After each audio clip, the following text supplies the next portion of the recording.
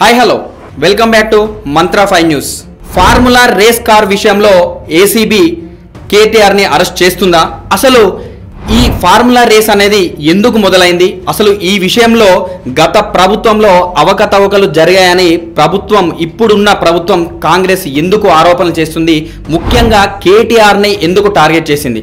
అసలు ఈ formula race అనేది ఎట్లా జరిగింది అనేది మనం ఈ వీడియోలో తెలుసుకుందాం. సో మీకు ఈ వీడియోలోకి వెళ్లే ముందు మీరు ముందుగా మన ఛానల్ని సబ్స్క్రైబ్ చేసుకోండి, అలాగే లైక్ చేయండి, మీ ఫ్రెండ్స్ ఎవరైనా ఉంటే షేర్ చేయండి. Okay, let's go. అసలు ఫార్ములా ఈ రేస్ ఇంటర్నేషనల్ ఆటోమేటివ్ అనే ఒక సంస్థ ఉంటుంది, అలాగే FIA FMSA అని ఉంటాయి. దీనిలో formula 1, formula 2, formula 3, formula 4 car రేసులు ఉంటాయి. ఇవి ముఖ్యంగా డీజిల్, పెట్రోల్ ఇంధనంతోనే నడుస్తూ ఉంటాయి. ఫార్ములా ఈ రేస్ అనేది ఈ మధ్య కాలంలో స్టార్ట్ అయింది. ఇది విద్యుత్తో నడిపిస్తారు కార్లని. ముఖ్యంగా ఇది మన హైదరాబాద్లో TRS గవర్నమెంట్లో ఉండగా కేటీఆర్ గారి సమక్షంలో నడిచింది. ఎలక్ట్రిక్ వెహికల్తో నడిపిస్తున్నారు కాబట్టే వీటిని ఫార్ములా ఈ రేస్ అని పిలుస్తున్నారు. మనం స్టార్ స్పోర్ట్స్లో చూస్తుంటాం కార్ రేసింగ్ అవి ఇవి అన్నమాట. అసలు ఇదంతా జరిగితే మంచిదే కదా. ఎక్కడో వేరే కంట్రీలో జరిగితే అందరం టీవీలో చూసేవాళ్ళం. ఇప్పుడు మన ఇండియాలో అన్ని పెద్ద నగరాలని దాటుకొని హైదరాబాద్లో పెడుతున్నారు. మంచిదే, హైదరాబాద్కి ఇంకా మంచి పేరు, ఎకనామికల్గా డెవలప్ అవుతుంది కదా. ఇంత మంచి పని చేసిన కేటీఆర్ని ఎందుకు రేవంత్ గవర్నమెంట్ ఏసీబీ అరెస్ట్ చేస్తుంది అనేదే కదా. ఓకే, దాని గురించి తెలుసుకుందాం. ఈ ఫార్ములా రేస్ ఏదైతే హైదరాబాద్ రావడానికి త్రైపాక్షిక ఒప్పందం జరిగింది, అంటే ఒక ముగ్గురు వ్యక్తుల మధ్య ఒప్పందం జరిగింది. మొదటగా ఫార్ములా ఈ ఆపరేషన్స్ అనే లండన్కి చెందిన ఒక కంపెనీ, ఏస్ జెన్ నెక్స్ట్ అనే కంపెనీతో, మూడవది మున్సిపల్ అడ్మినిస్ట్రేషన్ శాఖ అయిన మన కేటీఆర్తో జరిగింది. ఈ ముగ్గురితో మెయిన్గా ఏమని ఒప్పందం జరిగిందంటే, ఈ ఆపరేషన్స్ వాళ్ళేమో కార్సు, దానికి సంబంధించిన డ్రైవర్స్ని తీసుకొని రావాలి హైదరాబాద్కి. ఇక్కడ రేస్ని నిర్వహించే బాధ్యత, ప్రమోషన్స్ చేయడం ఏస్ జెన్ నెక్స్ట్ వాళ్ళదని, ఇక్కడ ఏర్పాట్లు ఏమైనా ఉంటే అవి అన్నీ మన మున్సిపల్ కార్పొరేషన్ సంబంధించిన కేటీఆర్ చూసుకోవాలని ఒప్పందం చేసుకున్నారు. ఈ ఒప్పందం మొత్తం 4 సంవత్సరాలకు చేసుకున్నారు. ఇక్కడ జరిగింది 9వ సీజన్. నెక్స్ట్ 10వ సీజన్, 11వ సీజన్, 12వ సీజన్ కూడా హైదరాబాద్లోనే 4 సంవత్సరాల పాటు జరిగేటట్టు ఒప్పందం చేసుకున్నారు వీళ్ళు ముగ్గురు. ఇప్పుడు ఈ ఒప్పందంలో అసలు ఏం మాట్లాడుకున్నారు, ఏం జరిగింది అనేది చూస్తే, ఈ ఫార్ములా రేస్ కేసులో కేటీఆర్ గారి పైన ఏసీబీ కేసు ఫైల్ చేసింది. ఈ కేసులో A1గా మన మాజీ మంత్రి అయిన కేటీఆర్ గారు ఉన్నారు. A2గా సీనియర్ IAS అయినటువంటి అరవింద్ కుమార్ గారు, A3గా HMDA మాజీ చీఫ్ ఇంజనీర్ అయిన BLN రెడ్డి గారిని చేర్చింది ఏసీబీ. ప్రభుత్వం నుండి అనుమతి లేకుండా RBI నిబంధనలకి విరుద్ధంగా HMDA నుండి ఫార్ములా ఈ రేస్ కంపెనీకి 54.88 కోట్ల డబ్బులు ట్రాన్స్ఫర్ చేశారని, చెల్లించారని చెప్తుంది ఏసీబీ. దీనిలో 46 కోట్లు నేరుగా, మిగతా 9 కోట్లు పన్నుల రూపంలో ఇచ్చినట్లు ఏసీబీ చెప్తుంది. దీనిపైన గత నెల నుండే గవర్నమెంట్ CS శాంతకుమారి పరీక్షిస్తున్నారు. కేటీఆర్ని అరెస్ట్ చేయడానికి గవర్నర్ దగ్గర కూడా పర్మిషన్ తీసుకొని డిసెంబర్ 17వ తేదీన ఏసీబీకి ఒక లెటర్ పంపించడం జరిగింది. ఏదైతే CS నుండి వచ్చిన లెటర్ ఆధారంగా ఏసీబీ కేస్ ఫైల్ అరెస్ట్ చేయడానికి సిద్ధపడుతుంది. దీనికోసమే ప్రత్యేకంగా ఒక టీంని కూడా పెట్టినట్టు సమాచారం కూడా ఉంది.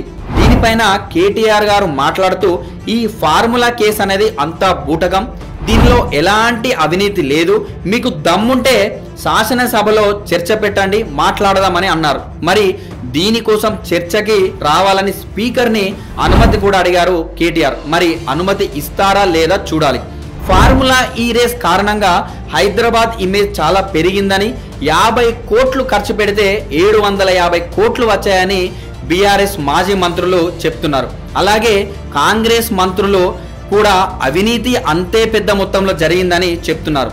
గత కొన్ని నెలల నుండి ఈ ఫార్ములా కార్ రేస్ గురించి తెలంగాణలో పెద్ద రచ్చనే నడుస్తుంది. అయితే ఇక్కడ 2023 ఫిబ్రవరి 11వ రోజున ఈ ఫార్ములా కార్ రేస్ పోటీలు ట్యాంక్ బండ్ పరిసర ప్రాంతాల్లో జరిపారు అప్పటి BRS ప్రభుత్వంలో ఉన్న కేటీఆర్ సమక్షంలో. వీటికి స్పాన్సర్గా తెలంగాణ గవర్నమెంట్ మరియు గ్రీన్ కో కంపెనీ కూడా పాలు పంచుకుంది. ప్రమోటర్గా ఏస్ నెక్స్ట్ జెన్ కూడా పాలు పంచుకుంది. అప్పట్లో ట్యాంక్ బండ్ చుట్టూ చాలా పటిష్టంగా ఏర్పాట్లు చేసి ఈ ఫార్ములా పోటీలని నిర్వహించారు. సుమారు 2.8 కిలోమీటర్ల వరకు ఏర్పాట్లు చేశారు. ఈ రేస్ ఫార్ములా పేరుని 9వ సీజన్ పేరుతో నడిపించారు.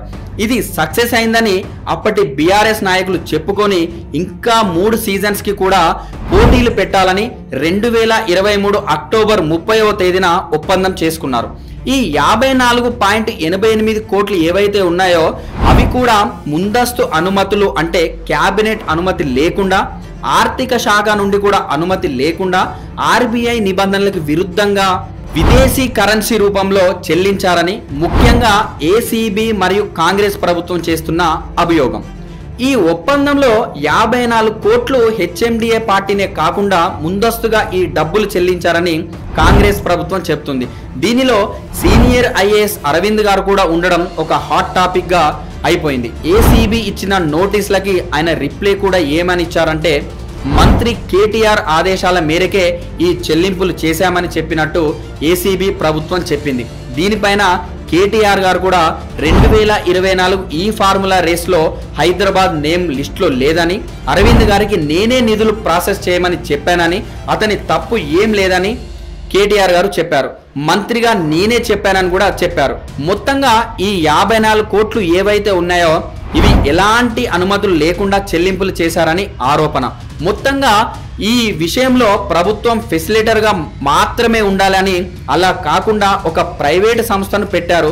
దానిని తప్పించకుండా హెచ్ఎండిఏ తరపున ఒప్పందం చేసుకోవడం ఈ మొత్తం వివాదం విషయంలో 10వ సీజన్ 2024 ఫిబ్రవరిలో జరగాల్సి ఉంది. దాన్ని కూడా రద్దు చేసుకున్నట్టు ఈ ఫార్ములా రేస్ సంస్థ కూడా ఇప్పటికే తెలియజేసింది. ఈ మొత్తం ఫార్ములా రేస్ కేసు ఏసీబీ కేటీఆర్ని అరెస్ట్ చేసి ఎలాంటి శిక్షలు వేస్తుందో చూడాలి, లేదా మధ్యలో కోర్టులు ఏమైనా అడ్డుకట్ట వేస్తాయో చూడాలి. ఈ మొత్తం వ్యవహారం తెలంగాణలో చాలా హాట్ టాపిక్ గా మరియు రాజకీయ నాయకుల మధ్య మాటల యుద్ధాలుగా మారుతున్నాయి. మొత్తంగా ఏ రేవంత్ నువ్వా నేనా అని కేటీఆర్, ఏ కేటీఆర్ నువ్వా నేనా అని రేవంత్ అని అంటున్నట్టు సాగుతున్నాయి. చూడాలి ఎవరిది పై చేయి అవుతుందో. సో ఫ్రెండ్స్, ఈ ఫార్ములా రేస్ కేసు విషయంలో కేటీఆర్ గారిని ఏసీబీ అరెస్ట్ చేయడం ఎంతవరకు కరెక్టు, మరి దీనిలో అవినీతి నిజంగానే జరిగిందా? మీ అభిప్రాయాల్ని కామెంట్ రూపంలో తెలియజేయండి. ఇలాంటి మంచి మంచి న్యూస్ కోసం మీరు మా ఛానల్ని సబ్స్క్రైబ్ చేయండి, అలాగే లైక్ చేయండి. మీ ఫ్రెండ్స్ ఎవరైనా ఉంటే షేర్ చేయండి. Thank you all.